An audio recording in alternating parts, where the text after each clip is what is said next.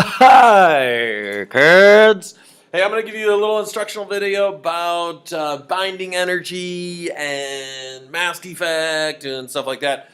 So anyway, so mass defect. Mass defect actually relates to a sort of famous equation, E equals mc squared, and what Einstein came up with his famous equation, which, by the way, Einstein did not win the Nobel Prize for this famous equation. He won the Nobel Prize for his photoelectric equation, which we know, of course, is HF minus work function equals kinetic energy max. But this one is a little more famous than that one.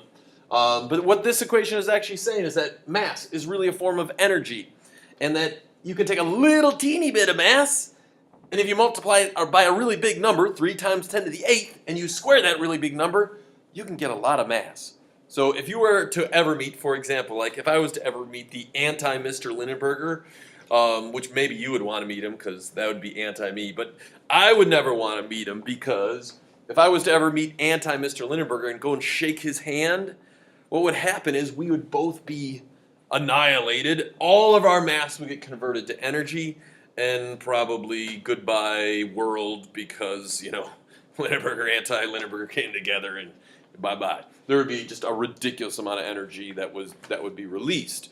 If you've ever watched in a movie where they talk about like an antimatter engine, for example, like in Star Trek, like that kind of has okay basis because if you can combine matter and antimatter together, they annihilate each other. You get lots and lots of energy. Okay, but anyway, so let's talk about something you're probably familiar with, which is the sun.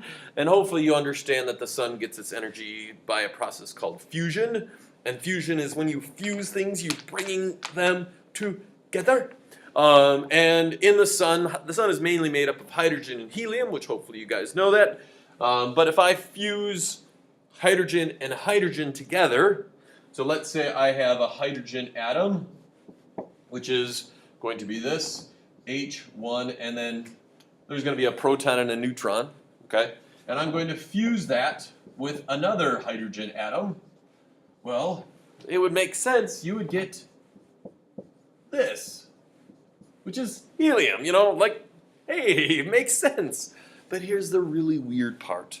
If you look at the actual atomic mass of this, which this is on this page in your packet, I'm zooming in on the one that says H, it's called, what is it called? Deuterium, because that's the one with the, that's the hydrogen with H2. But this, if you look on that page, the atomic mass is actually, for this guy, is 2.014102 atomic mass units. Okay, now if you're like, well, what the heck is an atomic mass unit?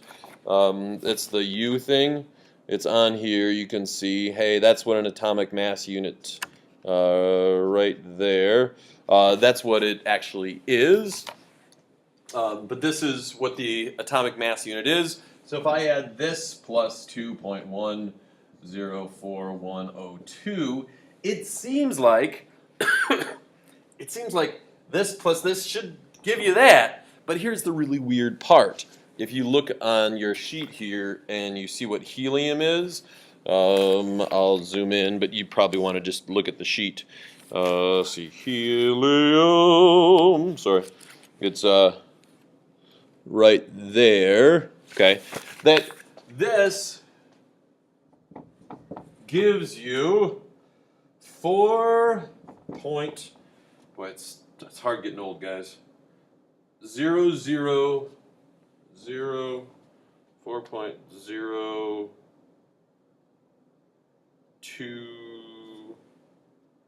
0026 sorry 02 atomic mass unit. So this would be like atomic mass unit, atomic mass unit, atomic mass unit.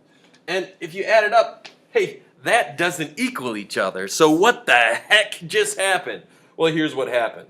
So I'm going to add these two numbers up, and I get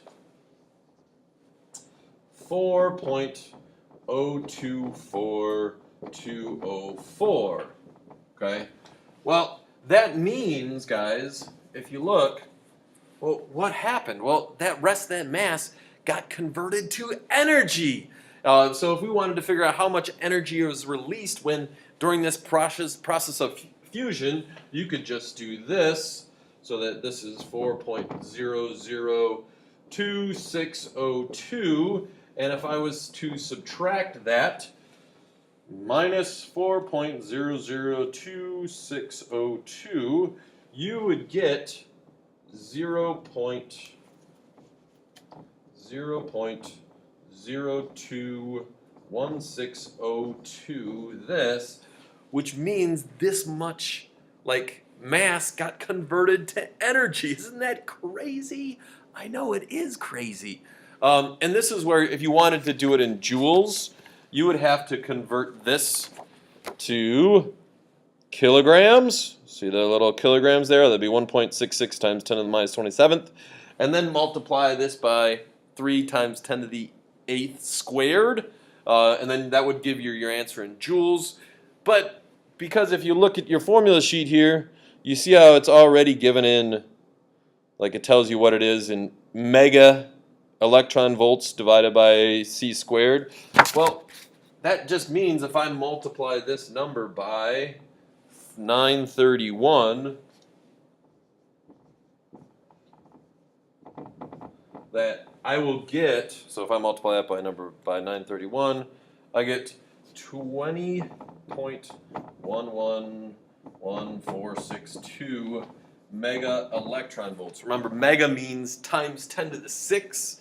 So that would be how much energy is actually released. So again, if you wanted to do it in joules, you can convert that to kilograms and then plug it into your equation. You could get joules. But a lot of times, this is going to be a number that's going to be a lot easier to work with, just because 20 is going to be a lot better number than if I was to take this times 1.6 times 10 to the minus 19th. As opposed to that number. You know, like that number is not so nice. That would be the number of joules that's released.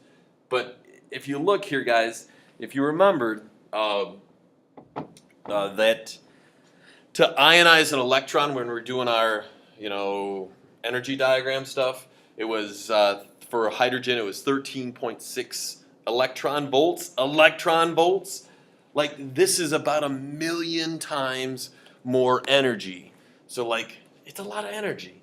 But that's the basic process. Hopefully that makes sense as far as how do you go from, how do you figure out how much energy is released. So this would be the energy that's released. I'm going to pause it and then I'll do a different video about binding energy, but it's the same process. So, bye kids.